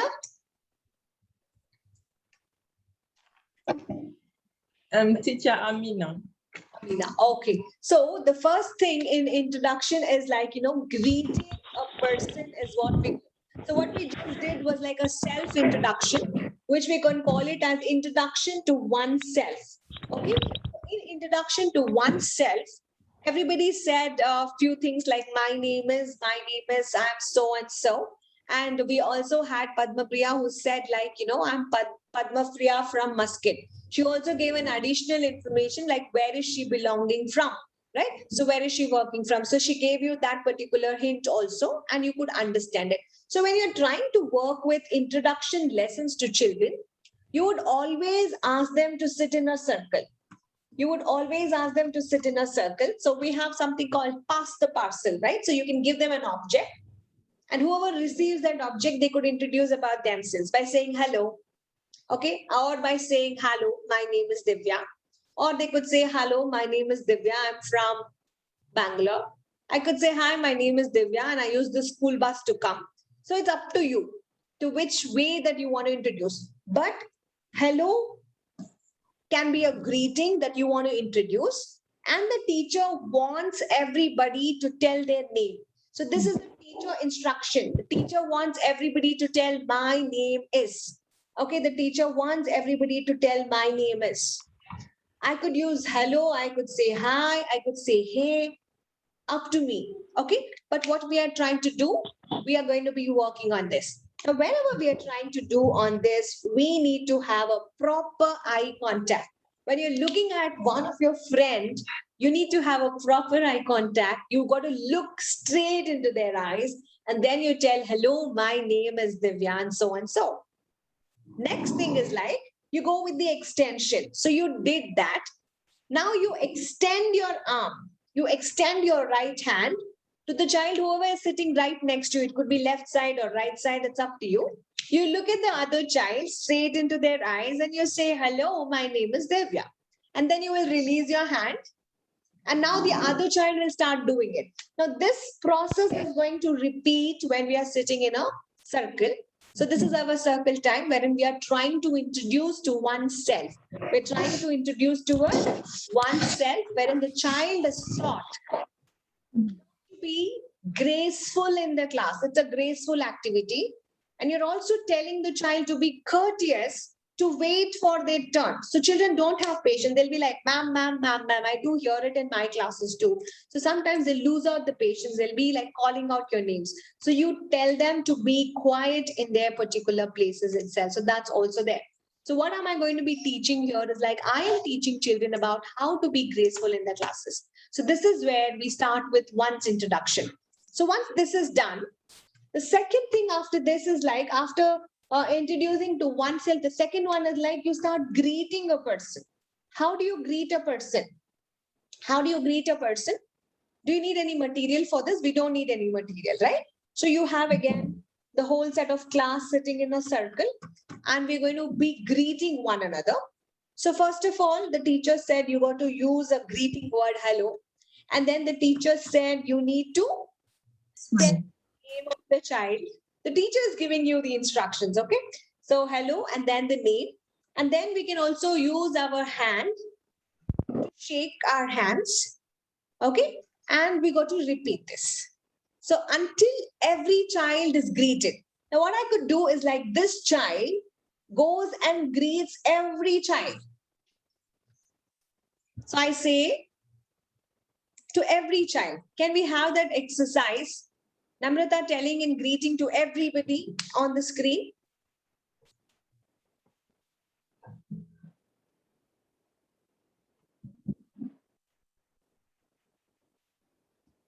You're not able to listen? Okay. So what I say here is like the first exercise, introduction to oneself. This is where we had one child is only greeting the other child, whoever is sitting next to them. But in the second exercise, I want one child to go greet everybody. Hello, my name is so-and-so. Okay, I could say like, hello, Amina, I'm Namrata. Hello, Delphine, I'm Namrata. Hello, Arlene, I'm Namrata. Hello, Priya, I'm Namrata. Hello, Swagatika, I'm Namrata. Hello, Padma Priya, I'm Namrata.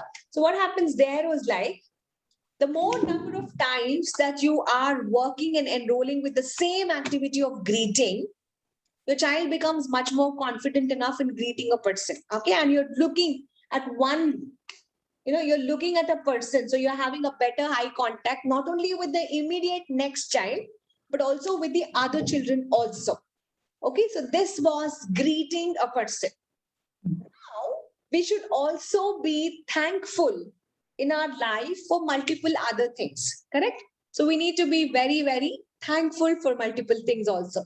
Now again, for this introduction of this, I will make the students sit in a circle, but I'm going to take anything. It could be a ball or it could be a flower vase. I will take anything. Why I would need this is like, when I give the flower vase to this child, when I'm giving it, this child will have to say thank you. Name. What was the name of this person? Say maybe it is Divya. The child will say thank you, Divya. And now this child is again going to give this to somebody else. That child will say thank you, Maria. Okay. So this is what we're going to be working with. Okay. So this is something, that second way that you're going to be working. So you are keep on transferring this vase from one child to another child. Every time that the child, whoever receives, they say, thank you, Divya. Thank you, Namrata. Thank you, Lubna. Thank you, Adeline. Thank you, Amina. They keep saying this. So very thankful. So what are you trying to introduce there? If somebody gives you something, you need to always say thank you as soon as you receive it or just before you're receiving it. Okay. And when you're trying to do this, you like that, you don't like that, do not frown your face. Always be happy, be courteous, not to hurt the other person's feeling. It's not graceful. You're being very courteous and you're very, very liking the thought of somebody is giving you something. Okay. So you need to be helping the child to take down their turns and start working. So this is the third exercise that you're going to be working on. The next one is called excuse me. Okay. It's called excuse me. It's called excuse me. So what happens here is like, the child wants to go to pick some material, which is there towards one of the other corner. And if they find two students are standing and talking, so what happened here? She needs to say. This She needs time, to say excuse me, and then she needs to excuse, Yes. say So excuse you me, need- and then they have to say, excuse me. If they know the name of the child, they could say, excuse me, Namrata. Okay. Or they could say, excuse me. Now, these people, as soon as they say, they understand that they're blocking the way. And what do they start to do? They start to move over. They start to move over to the other place. Now, should I say thank you? Most of the time, not required because it's understood. They were already blocking the way and it was not supposed to be there. So you don't have to say thank you and other things. You can move on. Okay. So you're trying to teach the child again here to be very, very courteous. So you're trying to introduce a grace and a courtesy lesson. You tell children like, why and when we have to use excuse me. So this is also one of the exercise that you can give it to the children at the time. Now, if it was like two teachers talking, okay, and if the child wants to go ask something, so what is the child trying to do here? The child is trying to interrupt the teacher's talking. So here is where the child will first say what? The child will first say, sorry, ma'am, to interrupt. So indirectly, we're going to introduce, sorry to interrupt you, ma'am. Can I have your attention, please? I need I need your attention or something like that, the child can actually ask for. Okay.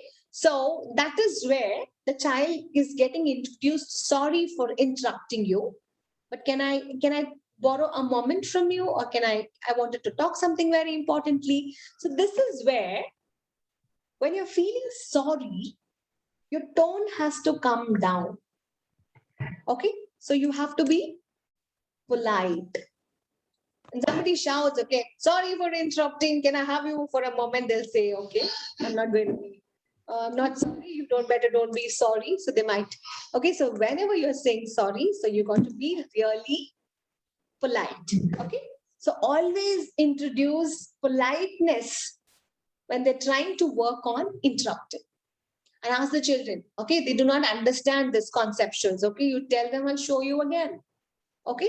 So when the children are talking, you could say like, sorry to interrupt, boys. Can you be quiet for some time? Sorry for interrupting. I know you're busy chatting with one another. Can I take a moment and tell you that we have already started writing? So you are being sorry for interrupting the children, but rather than you putting the chalk pieces like how my teacher used to do it, you're being very sorry for interrupting the students over there, and you're going to be having it. So this is one of the very, very simplest exercise, which is important. The next one, which is very close to me, is called admiration. Okay, so you need to express your admiration. Okay, so if you're liking something, you got to tell upfront. So we don't need any material for this. So you can tell children upfront, oh, look at Sanya, she's looking so beautiful today. Look at her work, it is looking amazing. Look at her handwriting, she has written it so beautifully. Okay, you start to express. So start practicing to express. When you're trying to express, you need to look at the child. So you need to have the eye contact. You smile, but you should not forget to tell the child's name. Okay, you can't say, what a beautiful writing. You have to say the name. Oh, look, Sanya has got such a wonderful writing. Look, you have worn a beautiful dress today. And the child will have to respond with, thank you. Thank you, ma'am. Thank you so much.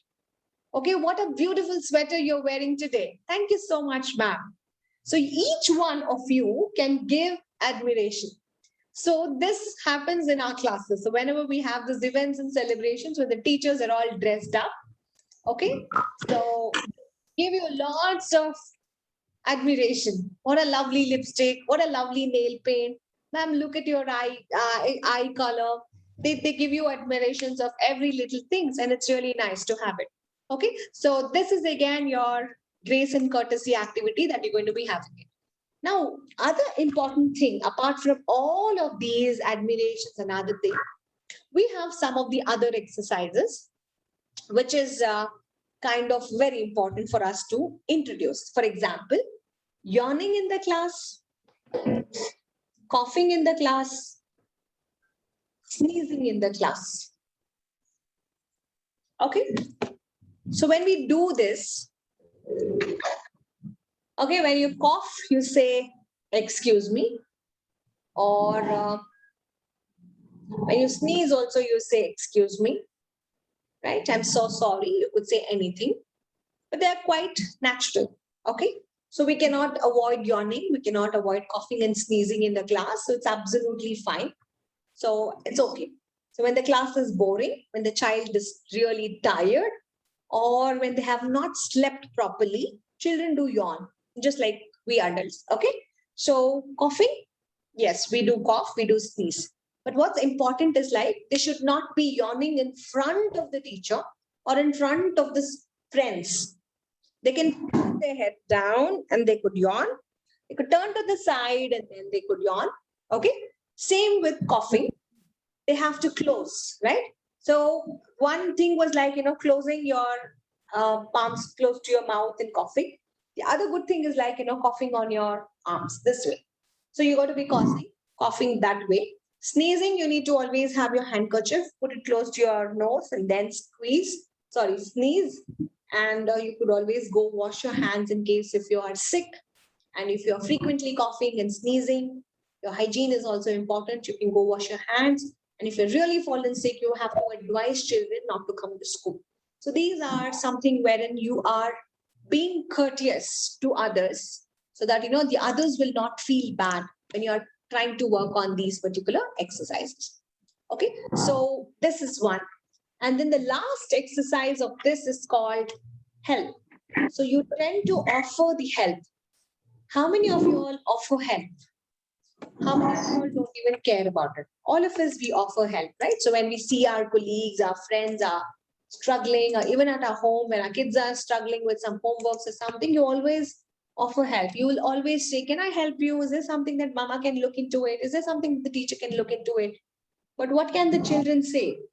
The children can say, no, I'm fine. Or they might say, I need your help for this. So the replies could be both. So it could be yes, it could be no. But what you need to be working is like, you need to take up both. The child says, no, I'm just fine. So you just let go. You just monitor them. So it's absolutely fine. But if somebody wants help, okay, would you like my help? The child can say, yes, please. Okay, they could say, yes, please. Or they could say, no, thank you. Okay, so that is also one thing. So you can introduce rhymes on please and thank you. So it's like, please, please, please, please, please, no, thank you. So you could introduce those action rhymes for children, which helps them to work on it. Okay, so that completes your grace and courtesy. We've come down to the last part of your EPL skills for today. The last part is called control of movement. It is called control of movement. How many of you all walk in your house? You do a lot of walking in your house. Most of us, we do walk, right? So have you ever taken the step count? If you're wearing a smartwatch, it gives you a step. Maybe like at least 1,000 steps you would have walked without you knowing it, or more than that.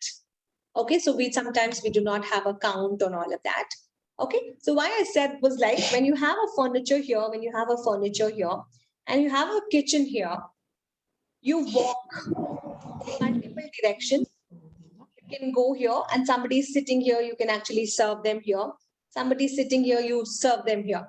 So we walked in different paths. So this was a straight line that you actually walk. So why we give them the exercises of movement is because children will need to get a lot of control of movement. It could be like walking on a line, it could be walking somewhere and other things.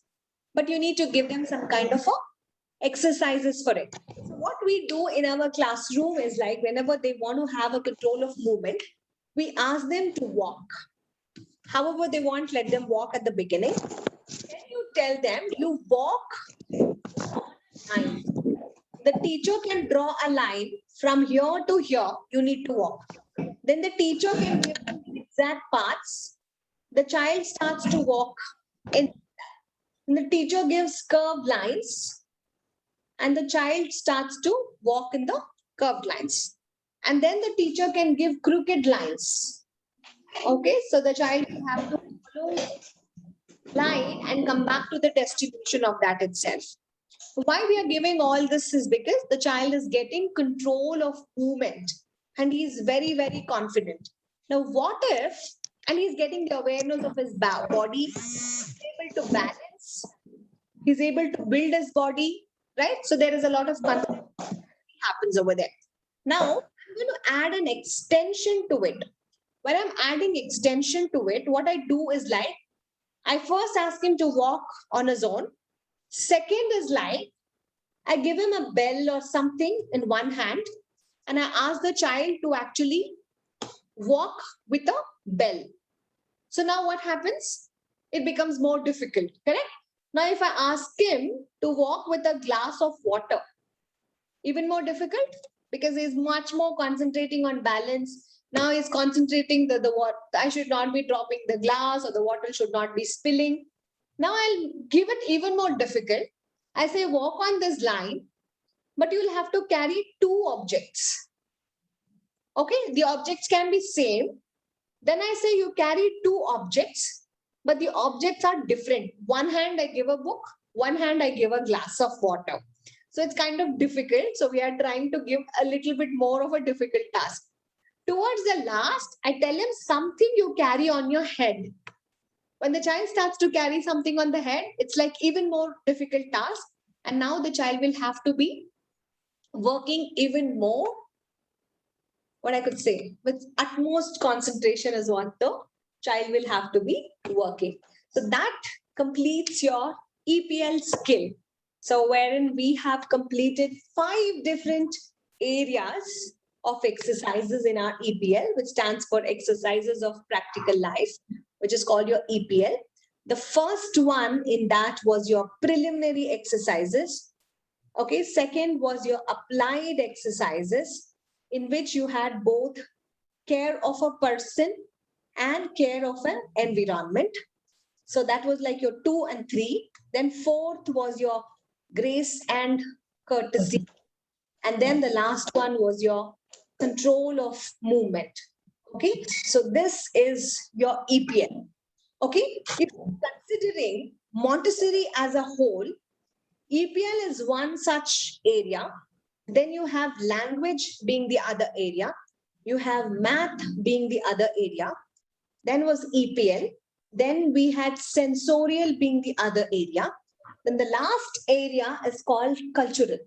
So we have completed so far 4 exercises, or the 4 parts of it, along with circle time and a little bit of theory and introduction to what is Montessori way of teaching, and the life history of Dr. Maria Montessori, and so on. So we are left out with the cultural sciences. So tomorrow we will be starting off with the cultural education. And tomorrow I will also be asking some of the students, because cultural, we do not have too much of a lesson exercise altogether. So if there is a time permission that we're going to be having it, we're going to start off with cultural, and we're going to be finishing off with the demonstrations of the students who have completed the task. So please keep your props for tomorrow. So we're going to be assessing, and each one can assess the other person's activity. Okay. And after this, we have the last part, that is your learning disability. So whenever we have some kind of a difficulties in learning something, so that we will take it up in the next day. Okay. So in LD, we will see about autism, we will see about ADD, we'll see about ADHD, we'll see about dyslexia, dyscalculia, dysgraphia, and how to overcome all of that, or how do we rule out, or I could say, like, how do we root those issues through some case studies. So if you find any incidental, what do you call, like any student who's actually been incidentally into your classes, how do you can actually report them and write a report analysis on all of your children. Okay, so that was for today, and we're almost done for the day. So if you have any doubts to clarify, so I could work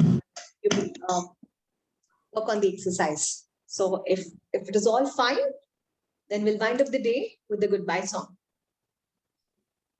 So are we all clear? Is there any particular material, any particular topic that you could not understand it? So if you can let me know, we can just take another 5 more minutes and we can extend it. All clear? Yes, ma'am. Yes, ma'am. All right. Okay then, so we are almost done. So we will stand up for our goodbye song. My place.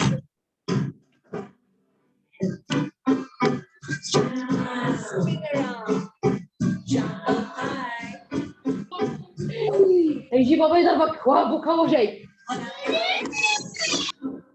Sit down, stand up. 1, 2, 3, 4. Goodbye, goodbye, see you. Goodbye, see you, my friends. Goodbye, goodbye, I had fun today. I had fun today.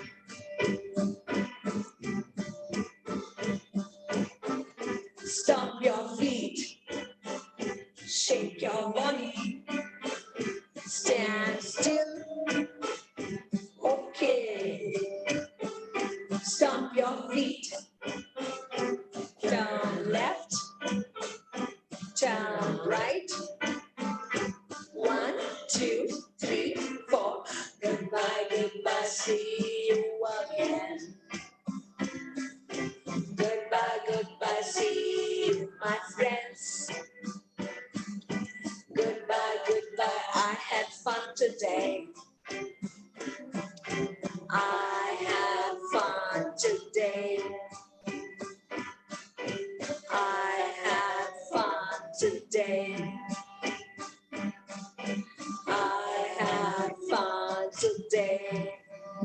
Goodbye, everyone. Thank you so much. Thank you, ma'am. Goodbye, ma'am. Thank you Bye, very ma'am. much. Bye, ma'am. Thank you. Thank you, ma'am. See you tomorrow. Thank you, ma'am. See you tomorrow, ma'am. Lots of fun. Bye. Take care. Bye-bye.